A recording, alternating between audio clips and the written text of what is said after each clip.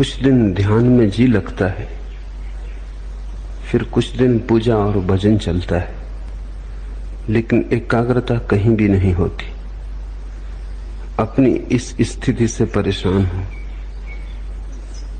कृपा कर मुझे साधें। मन का स्वभाव ऐसा, न यहां लगता न वहां लगता।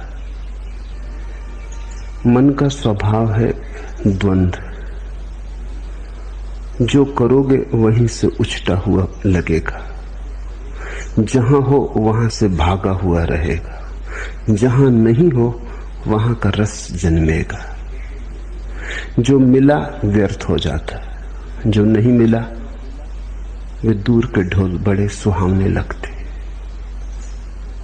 मन के स्वभाव को समझो। न तो ध्यान काम आता न भजन काम आता, मन के स्वभाव को समझना काम आता। मन की ये प्रक्रिया है। पद मिल जाए तो असंतुष्ट, पद न मिले तो असंतुष्ट, पद न मिले तो पीड़ा, पद मिल जाए तो व्यर्थता का बोध। गरीब रोता अमीर नहीं, अमीर रोता कि अमीर हो गया, अब क्या करूं। जो भी तुम्हारे पास है वो पास होने के कारण ही दो कौड़ी का हो जाता है, और जो तुमसे बहुत दूर है, दूर होने के कारण ही उसका बुलावा मालूम होता है। मन के इस आधारभूत जाल को समझो, इसे पहचानो। ये ध्यान और भजन का ही सवाल नहीं है। भोजन करो तो मन में उपवास का रस उमगता है कि पता नहीं उपवास करने वाले न मालूम किस गहन शांति और आनंद को उपलब्ध हो रहे हो। उपवास करो तो भोजन की याद आती है। जीवन के प्रत्येक पल तुम ऐसा ही पाओगे। बाग में लगता नहीं, सहरा से घबराता है जी। अब कहां ले जाके बैठे ऐसे दीवाने को हम। बगीचे में बिठाओ तो लगता नहीं, मरुस्थल में ले जाओ तो घबराता है। बाग में लगता नहीं, सहरा से घबराता है जी। अब कहां ले जाके बैठे ऐसे दीवाने को हम। मन एक तरह का पागलपन है, एक तरह की विक्षिप्तता है। मन से मुक्त होना ही मुक्ति है, मन के पार होना ही स्वस्थ होना है। तो पहली तो बात, मन के इस स्वभाव को समझने की कोशिश करो। अक्सर लोग समझने की कम कोशिश करते हैं, छुटकारा पाने की ज्यादा कोशिश करते हैं, और छुटकारा बिना समझे कभी नहीं। तो तुम्हारी आकांक्षा यह होती कैसे झंझट मिटे, लेकिन बिना समझे झंझट मिटी ही नहीं। ना समझी में झंझट है, तो तुम चाहते हो कैसे इस मन से छुटकारा हो, लेकिन पहले इसे पहचानो तो, इससे दोस्ती तो साथ हो, इससे परिचय तो बनाओ, इसके कोने कांतर तो खोजो, दिया तो जलाओ कि इसके सारे स्वभाव को तुम ठीक से देख लो। उस देखने में, उस दर्शन में, उस साक्षी भाव में ही तुम पाओगे विजय की यात्रा पूरी होने लगी। जिस दिन कोई मन को पूरा समझ लेता, उसी दिन मन विसर्जित हो जाता। जैसे सूरज के उगने पर ओस कण तिरोहित हो जाते, ऐसे ही बोध के जगने पर मन तिरोहित हो जाता। जैसे दिए के जलने पर अंधेरा नहीं पाया जाता, ऐसे समझ के, प्रज्ञा के दिए के जलने पर मन नहीं पाया जाता। तो मन से लड़ो मत। पहली बात, लड़ने का अर्थ ही ना समझी है। लड़के कभी कोई जीता? तुमने यही सुना है कि जो लड़े वो जीते। मैं तुमसे कहता हूं, लड़के कोई कभी जीता? समझ के जीत होती। लड़ने वाले तो ना समझे। लड़ोगे किससे? छायाओं से लड़ रहे हो। जैसे कोई अपनी छाया से लड़ने लगे, खींच ले तलवार, करने का लगे हमला। परिणाम क्या होगा? छाया कटेगी। परिणाम यही होगा, खुद ही थकेगा। और डर है कि छाया से लड़ने में कहीं अपने हाथ पैर न काट ले, क्रोध में, उबाल में पागल न हो उठे, कहीं ऐसी घड़ी ना आ जाए कि विक्षिता में अपने को ही काट ले। अक्सर मन के साथ लड़ने वाले ऐसी ही स्थिति में पड़ जाते। मन तुम्हारा है, तुम्हारी छाया है नहीं, बस छाया जैसा है। रोशनी बढ़ाओ, थोड़े जाग के मन को समझो। जब ध्यान करो मन कहे भजन में, तो जरा जाग के देखो, एक तरफ खड़े होकर देखो कि मन क्या कह रहा है। जब भजन करो और मन कहे ध्यान लगाओ, तब जाग के देखो कि मन क्या कह रहा है। इसकी चालबाजियां पहचानो, इसकी कूटनीति पहचानो। मन बड़ा राजनीतिज्ञ है, ये तुम्हें भटकाए रहता है, ये तुम्हें चलाए रहता है। और तुमने ध्यान करके भी देख लिया, वहां भी नहीं लगा, और तुमने भजन करके भी देख लिया, वहां भी नहीं लगा। तो अब ये तो समझो कि मन कहीं लगेगा ही नहीं। मन का लगना धर्म नहीं, ना लगना मन की आदत है। कहीं लगता नहीं, जो नहीं लगता वही मन है। तो अब जब मन तुमसे कहे कि ध्यान करो, क्या भजन में पड़े हो, तो जाग के देखना कि ये फिर वही मन जो कहीं नहीं लगता, भजन में भी नहीं लगा था। तब इसने कहा था ध्यान करो, अब कहता है भजन करो। पहले कहा संसार में उलझे रहो, फिर कहा संन्यास ले लो। अब संन्यास में भी नहीं लगता, कहता है संसार में लौट चलो। इस मन को जरा देखना। कुछ करने की बात नहीं है, सिर्फ शांत भाव से देखना। तुम्हारे देखने में ही तुम पाओगे मन गिरने लगा, तुम पर उसकी पकड़ जाने लगी। तुम पर पकड़ छूट जाए, तुम थोड़े शिथिल हो जाओ मन के पास से, तुम थोड़े बाहर सरकने लगो। न तो ध्यान से घटती है बात, न भजन से घटती है, समझ से। इसलिए समस्त धर्मों का सार है जागरूकता। प्रश्नकर्ता पूछता है एकाग्रता नहीं बनती। एकाग्रता की खोज ही गलत है, जागरूकता खोजो। एकाग्रता की खोज तो फिर मन के ही सिक्कों में फंसे। ये मन ही है जो कहता है एकाग्र बनो। ये तुम्हें असंभव चीजें करने को देता है, फिर वो नहीं होती तो तुम हारे थके परेशान हो जाते हो। एकाग्रता की कोई जरूरत ही नहीं है। थोड़ा जीवन की गणित की व्यवस्था के सूत्र समझने चाहिए। पहला सूत्र, जब भी मन नहीं होता तब तुम एकाग्र होते हो। कभी अपने काम में पूरे संलग्न, चाहे बुहारी लगा रहे हो घर में, लेकिन पूरे संलग्न। अचानक तुम पाते हो मन नहीं है। संगीत सुनते संलग्न, मन नहीं है। चित्र बनाते, किसी भी घड़ी जब तुम पाते हो कि मन नहीं है, तुम ही हो, तो एकाग्रता अपने आप घटती है। एकाग्रता घटाई नहीं जा सकती। एकाग्रता मन की तन्मयता का परिणाम है। जब मन डूबा होता है तब तुम एकाग्र होते हो। जब मन उभर आता है तब तुम अनेकाग्र हो जाते हो। मन तुम्हें अनेक में बांट देता है, खंड खंड कर देता है। अब तुम चेष्टा कर रहे हो एकाग्र होने की। एकाग्र होने की चेष्टा और झंझट लाएगी, क्योंकि करोगे किससे चेष्टा तुम एकाग्र होने की? मन से ही करोगे। सब चेष्टा मात्र मन से होती।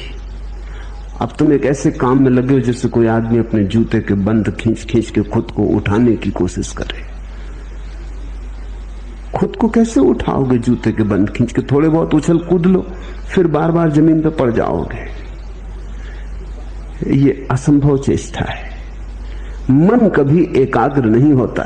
जब एकाग्रता होती तो मन नहीं होता। तो तुम मन के द्वारा एकाग्र होने की चेष्टा ही छोड़ो। तुम तो छोटे छोटे कामों में रस लो। रस का परिणाम है एकाग्रता। बुहारी लगाओ तो ऐसे लगाओ जैसे भगवान के मंदिर में लगा रहे हो, चाहे घर तुम्हारा ही हो, है तो भगवान का ही मंदिर। भोजन करो तो ऐसे ही करो जैसे भगवान को ही भोग लगा रहे हो। भोजन तो तुम ही कर रहे हो, लेकिन अंततः तो भगवान को ही लग रहा भोज। वही तो तुम्हारे भीतर आके भूख बना, उसी ने तो तुम्हारी भूख जगाई। वही तो तुम्हारे भीतर भूखा है, उसके लिए तो तुम भोजन दे रहे हो। रस जगाओ, एकाग्रता की बात मत उठाओ। रस का सहज परिणाम एकाग्रता है। जो करते हो उसे रसपूर्ण ढंग से करो, उसमें डुबकी लो। छोटे और बड़े काम नहीं है दुनिया में, जिस काम में तुम डुबकी ले लो वही बड़ा हो जाता है। बुहारी लगाने में डूब जाओ, वही बड़ा हो जाता है। कबीर कहते हैं, खाऊं पियूं सो सेवा, उठूं बैठूं सो परिक्रमा। मेरा उठना बैठना उस परमात्मा की परिक्रमा है, और जो मैं खाता पीता हूं यही उसकी सेवा है। रस, मेरे देखे अधिक लोगों के जीवन का कष्ट यही है कि वो जीवन में कहीं भी रस नहीं ले रहे हैं। जो भी कर रहे हैं बेमन से कर रहे हैं, कर रहे हैं क्योंकि करना है, खींच रहे हैं। जैसे बैलगाड़ी में जुते बैल, ऐसा जीवन को खींच रहे हैं, नाचते हुए, उमंग से भरे हुए नहीं। अगर तुम कोई ऐसे काम में लगे हो जिसमें तुम रस ले ही नहीं सकते तो बदलो वो काम। कोई काम जीवन से ज्यादा मूल्यवान नहीं। अक्सर ऐसा हुआ है, हो रहा है कि लोग ऐसे काम में उलझे हैं जो उनमें रस नहीं जगाता। किसी को कवि होना था, वो जूते बेच रहा है, बाटा की दुकान पे बैठा है, और जिसको बाटा की दुकान पे बैठ रहा था वो कविता कर रहा है, तो उसकी कविता में जूते की पालस की गंध आती, आएगी ही।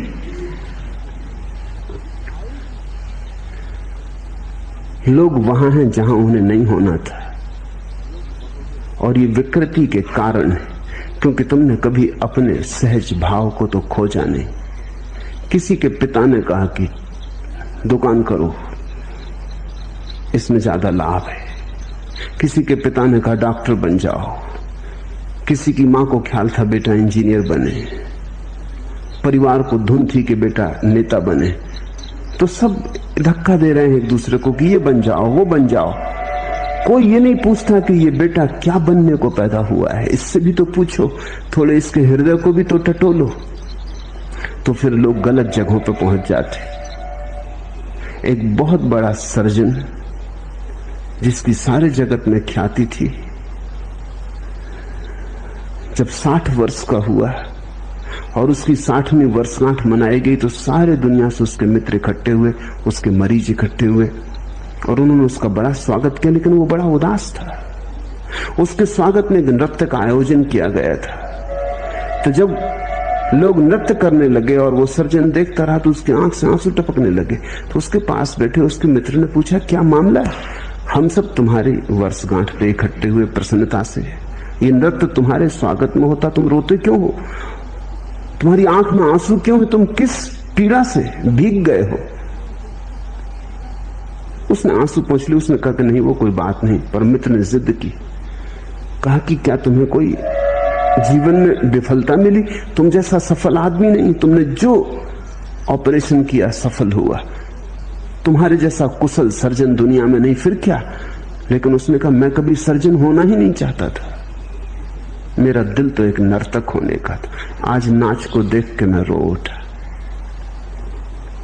मैं छोटा मोटा नर्तक होता, कोई मुझे ना जानता तो भी मेरी तृप्ति होती। आज मैं दुनिया का सबसे बड़ा सर्जन, लेकिन मेरी कोई तृप्ति नहीं। मेरी नियति ही मुझे न मिली। तो आज भी जब मैं किसी को नाचते देखता हूं तो बस मुझे याद हो आती। तुम अपनी जिंदगी को गौर से देखो। पहली तो बात, जो कर रहे हो उसमें रस लेने की कोशिश करो। हो सकता है तुमने रस का अभ्यास नहीं किया, तुम्हें किसी ने सिखाया ही नहीं कि रस का अभ्यास कैसे करना। रस के अभ्यास का पहला सिद्धांत है कि जो भी कर रहे हो इसका परिणाम मूल्यवान नहीं है। तुम्हें यही सिखाया गया कि परिणाम मूल्यवान है। तुम करते हो उससे 10 रुपए मिलेंगे कि 1000 रुपए कि लाख रुपए मिलेंगे। लाख रुपए में मूल्य है, परिणाम में मूल्य है। रस का सिद्धांत है जो तुम कर रहे हो वो अपने आप में मूल्य है, अंतर्निहित है मूल्य। 1000 मिलेंगे 10,000 मिलेंगे वो बात गौण है। करने में जो डुबकी लगेगी वही बात महत्वपूर्ण है। अगर डूब गए तो मिल गए करोड़ों, अगर न डूबे और करोड़ों भी मिले तो कुछ भी न मिला। वो समय व्यर्थ गया जो बिना डूबे गया, वो दिन व्यर्थ ही बीते जो बिना डूबे बीते। जब रस धारणा बही तो तुम जिए न जिए बराबर। रस विमुग्धता में ही जीवन है। तो पहली तो बात जो कर रहे हो, तुमसे नहीं कहता कि जल्दी बदलने में लग जाना, क्योंकि हो सकता है तुम अपना काम भी बदल लो और रस ना आए, क्योंकि रस आने की तुम्हारी आदत ही ना रही हो, तुमने रस बनाने की बात ही ना बनाई हो। तो पहले तो जो कर रहे हो उसमें रस लेने की कोशिश करना। 100 में 50 मौके तो ऐसे हैं कि तुम उसी में रस ले पाओगे। रस लेते ही एकाग्रता हो जाएगी। देखा स्कूल में छोटे बच्चे पढ़ते, बाहर चिड़िया गुनगुनाने लगी गीत, बच्चा एक तक होकर सुनने लगता है। शिक्षक डंडा पीटता है टेबल पर कि यहां ध्यान दो, एकाग्रता करो। एकाग्रता बच्चा कर ही रहा है, मगर शिक्षक में नहीं कर रहा, ये बात सच है। ये ब्लैक बोर्ड पर नहीं कर रहा, ब्लैक बोर्ड पर लिखे अक्षरों पर नहीं कर रहा। लड़का तो एकाग्रता कर ही रहा है, एकाग्रता तो हो ही रही। वो जो चिड़िया गीत गा रही वो उसे सुन रहा है। शिक्षक कहता एकाग्रता करो, मन को ऐसा विचलित मत करो। बात बिल्कुल गलत कह रहा है शिक्षक। शिक्षक उसके मन को विचलित करने की कोशिश कर रहा है। वो एकाग्र है। अगर कोई बाधा न दे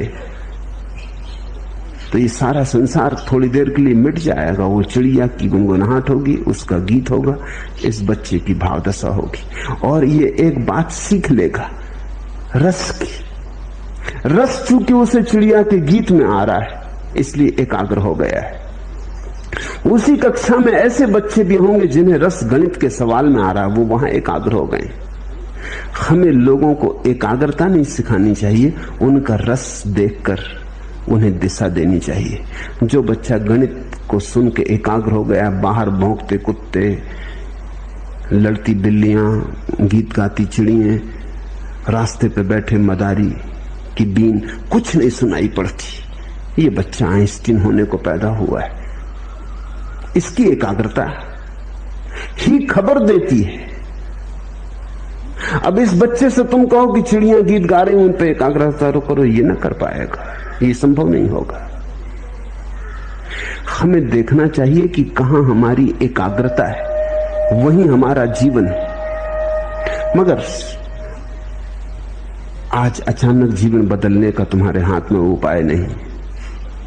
आज तो पहचानने का भी उपाय नहीं कि कहां तुम्हारी एकाग्रता होती। तुम तो भूल ही गए, तुम्हारे जीवन की सारी व्यवस्था उल्टी सीधी हो गई। दूसरों ने तुम्हें चला दिया, दूसरों ने तुम्हें मार्ग दे दिया, दूसरों ने तुम्हें दिशा और आदर्श दे दिए, तुम्हें पूरी तरह भरमा दिया है। पहले तो जो काम कर रहे हो उसमें रस लेने की आकांक्षा जगाओ। जो काम कर रहे हो उसे इतने भाव से करो, इतनी मगनता से करो कि उससे अतिरिक्त ऊर्जा बचे ही नहीं विघ्न बाधा डालने को। एकाग्रता का और क्या अर्थ होता है? एकाग्रता कोई जबरदस्ती थोड़ी, एकाग्रता बड़ी स्वाभाविक घटना है। अब तुम यहां मुझे सुन रहे हो, जिनको मेरी बात में रस आ रहा है वो एकाग्र है। एकाग्रता कर थोड़ी रहे हो, एकाग्रता हो रही है, इसे समझने की कोशिश करो। तुम्हारे करने की थोड़ी बात है। तुम थोड़ी के बैठे हो सब मांसपेशियों को खींच के और आंखें मुझ पे गड़ा के और चेष्टा कर रहे हो कि एकाग्रता। ऐसी एकाग्रता करोगे तो तुम सुन ही ना पाओगे जो मैं कह रहा हूं। एकाग्रता सहज है, तुम्हें रस आ रहा है, उसी रस कारण तुम चल आए हो, उसी रस के कारण तुम रोज चलते आए हो, वही रस तुम्हें लाता रहा है। रस है तो एकाग्रता है, तो तुम रस को जगाओ, एकाग्रता की बात ही छोड़ दो। अगर रस जगे ही ना तो फिर समझो, फिर हिम्मत करो, साहस करो, बदलो उस व्यवस्था को जिसमें रस नहीं जगता। हो सकती वो व्यवस्था तुम्हारे लिए नहीं। तो दरिद्र हो जाना बेहतर है समृद्ध होने की बजाय। सड़क का भिखारी हो जाना बेहतर है सम्राट होने की बजाय, अगर रस आ जाए, क्योंकि रस ही सम्राट बनाता है। तो कभी कभी तुम किसी भिखारी के चेहरे पर ऐसी आभा देखोगे जो सम्राटों के चेहरों पर नहीं दिखती। रस विमुग्ध है, वो अपने काम में लीन है। रथचाइल्ड ने अपनी आत्मकथा में लिखा है कि एक भिखारी आया, 5 बजे सुबह उसका दरवाजा खटखटाने लगा। वो बड़ा नाखुश हुआ। 5 बजे सुबह नींद से भरे उसको उठाया। वो बड़ा झल्लाता हुआ बाहर आया। ऐसे वो देना पसंद करता था, दान उसका रस था। लेकिन ये कोई वक्त है? तो उसने भिखारी को कहा, सुनो जी, ये कोई समय है? भिखारी ने कहा कि आप भी सुनो, आप बैंकिंग का धंधा करते हो, मैं कोई सलाह तो देता नहीं, ये हमारा धंधा है, इसमें हम सलाह किसी की मानते नहीं। रथचाइल्ड ने प्रकाश जलाया कि इस आदमी को देखना चाहिए जो दुनिया के बड़े से बड़े करोड़पति को कह सकता है कि सुनो, तुम बैंकिंग का धंधा करते हो, हम तुम्हें कभी सलाह देते नहीं, हमारी सलाह का कोई मतलब भी नहीं, क्योंकि हमें कोई अनुभव भी नहीं, तुम हमें सलाह मत दो, हम जन्मजात भिखारी। उस आदमी के चेहरे को देखा, वो बड़ा प्रसन्न आदमी था। रथचाइल्ड ने लिखा, मैं मंत्र मुक्त हो गया। ये हिम्मत भिखारी की नहीं, सम्राट की होती। रथचाइल्ड को ऐसा कहना जिसके पास भीख मांगने आए कि चुप, सलाह मत देना,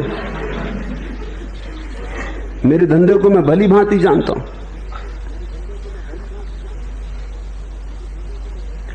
रथचाइल्ड ने उसे खूब दिया और कहा, मैं खुश हुआ इस बात से कि कोई आदमी अपने भिखमंगेपन की भी इतनी प्रतिष्ठा रखता है। कभी तुम्हें राह का भिखारी भी प्रसन्न मिल सकता है। प्रसन्नता का कोई संबंध इससे नहीं कि तुम्हारे पास क्या है। जो भी तुम्हारे पास है उसमें अगर रस है तो प्रसन्नता है। तुम अगर हाथ के भिक्षा पात्र को भी गीत गुनगुनाते हुए ढो रहे हो तो आनंद है, और तुम्हारे पीछे स्वर्ण रथ चल रहे हैं और तुम मुर्दा बुझे तो कुछ अर्थ नहीं है। एकाग्रता मत पूछो, यद्यपि तुम्हें यही सिखाया गया है स्कूल से लेकर विश्वविद्यालय तक, और तुम्हारे तथाकथित धर्म गुरु भी तुम्हें यही सिखाते हैं कि एकाग्रता।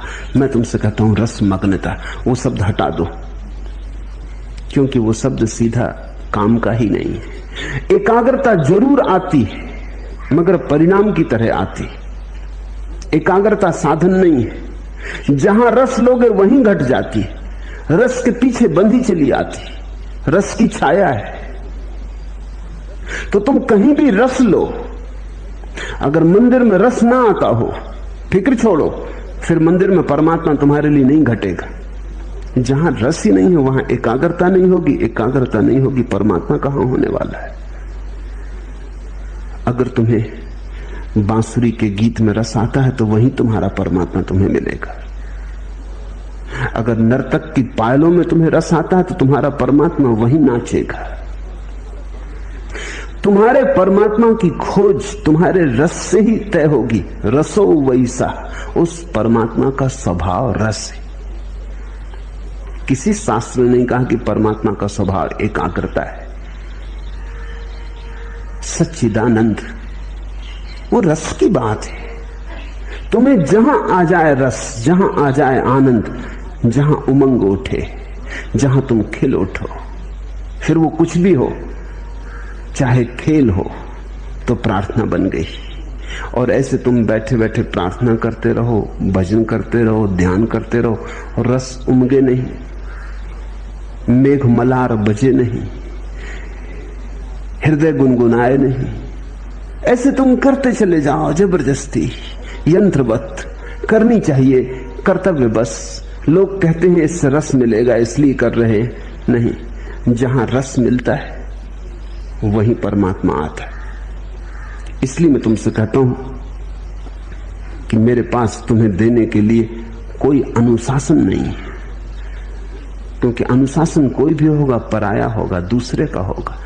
तुम्हें अपना अनुशासन खोजना पड़ेगा। प्रत्येक व्यक्ति को अपना मार्ग खोजना पड़ेगा। मैं इशारे देता हूं, उन इशारों से तुम अपना मार्ग समझने की कोशिश करो। कबीर ज्ञान को भी उपलब्ध हो गए तो भी कपड़ा बुनते रहे। जुलाहापन उन्होंने छोड़ा नहीं। किसी ने पूछा कि अब तो आप बंद करें, कभी सुना नहीं कि कोई बुद्ध पुरुष और कपड़े बुनता रहा और जुलाहा बना रहा और बाजार में कपड़े बेचने जाता रहा, आप तो छोड़ो।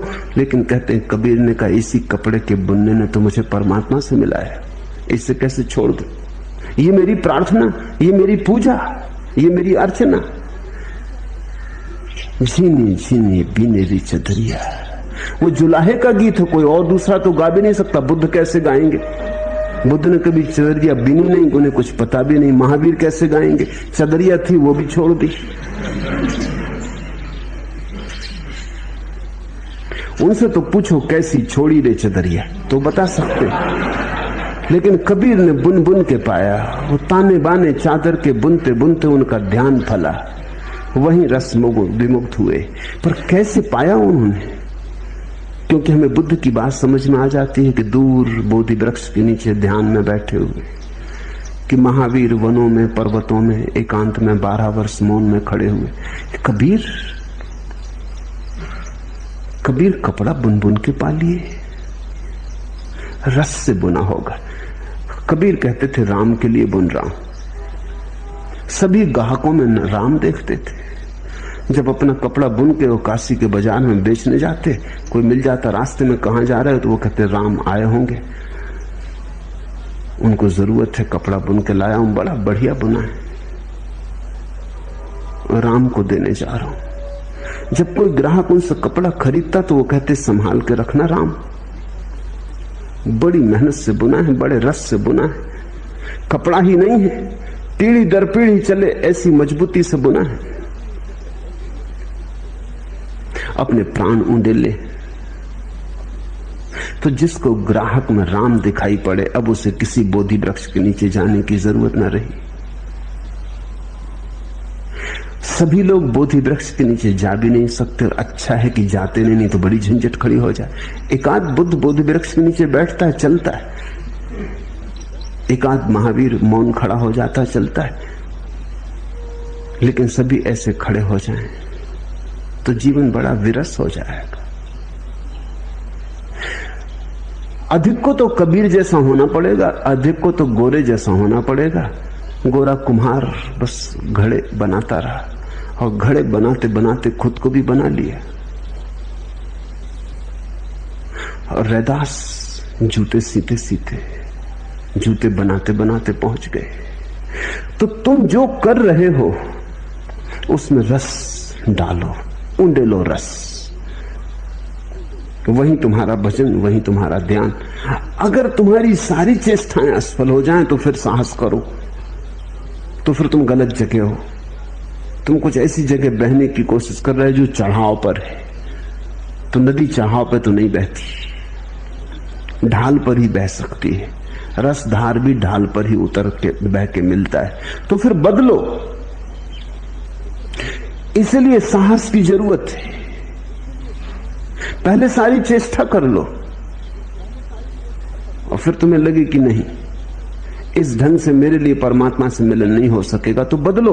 उस बदलाहट को मैं संन्यास कहता हूं। बदलने की हिम्मत रखो। एक आदमी 40 साल तक लंदन के बाजार में दलाल का काम करता रहा। बड़ा सफल आदमी था, खूब कमाई थी, सब तरह का सुख था। किसी ने कभी सोचा भी न था एक रात वो घर से नदारद हो गए। पत्नी भी भरोसा ना कर सकी, बेटे भी भरोसा ना कर सके, मित्र भी भरोसा ना कर सके, काम धंधे में जो लोग संबंध था वो भी भरोसा ना कर सके। क्योंकि न तो वो आदमी कभी किसी और स्त्री के संग में देखा गया था कि पत्नी सोच भी सके,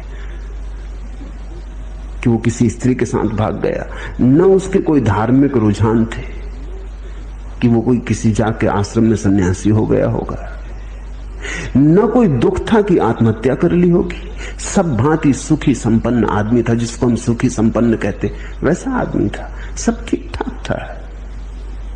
कोई 3 साल बाद उस आदमी का पता चला कि वो पेरिस में चित्रकला सीख रहा है, भिखमंगे की हालत हो गई है।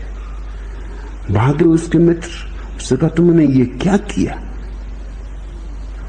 तुम्हारे पास सब था, सब ठीक था। उसने कहा वही अड़चन थी, सब ठीक था, कहीं कुछ गड़बड़ ना थी, लेकिन कोई प्रफुल्लता ना थी, कहीं कोई उमंग ना थी। सब ठीक चल रहा था और सब ठीक में चला रहा था, लेकिन कोई रसधार न बह रही थी। मेरे जीवन में सदा से आकांक्षा थी कि चित्रकार बनूं, दलाल बनना मैंने कभी चाहा न था। वो सफलता संयोगिक थी। अब मैं खुश, मेरे पास अब कुछ भी नहीं है। चित्र बनाता हूं, बिक जाते हैं तो भोजन के लायक, कपड़े के लायक इंतजाम कर पाता हूं। अपने पास रहने का छप्पर भी नहीं, एक मित्र के कमरे में बना हूं, रह रहा हूं, लेकिन वापस मुझे जाना नहीं। मैं प्रसन्न हूं। और जो मित्र गए थे उन्होंने देखा कि वो आदमी एक अद्भुत ऊर्जा से, एक अद्भुत आभा से भरा था। सूख गया था शरीर उसका, लेकिन एक रोशनी थी। उसने कहा मैं किसी से नाराज नहीं। मेरी पत्नी को कहना मैं किसी से नाराज नहीं, सब ठीक था। मैं बिल्कुल जैसा जिसको हम सुखी संपन्न कहते हैं वैसा आदमी था। मेरे बच्चे ठीक हैं, मेरे बेटे ठीक हैं, मेरी पत्नी ठीक है, सब ठीक था। लेकिन सब ठीक से कहीं कुछ होता, ठीक से कुछ ज्यादा चाहिए। ठीक से क्या होगा, ऐसे तो ठीक ठीक ठीक और मर जाएंगे। सुविधा पूर्वक जी लिए और मर गए, नाच तो पैदा ही ना हुआ, जीवन में फूल तो खिले ही नहीं, लौटा नहीं वापस। बड़ा चित्रकार बन गया। इसे मैं सन्यास कहता हूं। न उसने गैरिक वस्त्र पहने, न वो किसी आश्रम में गया, लेकिन इसे मैं सन्यास कहता हूं। सन्यास का अर्थ हुआ साहस इस बात का कि अगर दिखाई पड़े कि मेरा जीवन मरुस्थल में खोया जा रहा है, तो अपनी राह बदल लेने की, चाहे कोई भी कीमत चुकानी पड़े। आदमी कमजोर है, वो सुविधा से जीता है।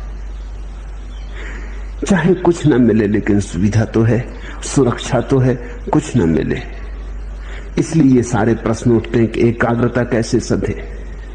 तो पहले तो कोशिश करना, सध जाए तो शुभ। चेष्टा करने से 50% मौके हैं सध जाएगी, न सधे तो हिम्मत करना, देर मत लगाना, क्योंकि जिंदगी रोज हाथ से सरकी जाती। जिंदगी उन्हीं की है जो हिम्मत से जिंदगी को बदलने के लिए तैयार होते, नहीं तो जिंदगी बह जाती चिकने घड़े के ऊपर, जैसे वर्षा का जल बह जाता, कुछ भरता करता नहीं, या उल्टे घड़े पर जैसे वर्षा गिरती रहती, टप टप बहुत आवाज शोरगुल मचता, लेकिन घड़ा खाली खाली रहता, उल्टा रखा है। तो जरा गौर से देखना, तुम्हारा घड़ा अगर भरता ना हो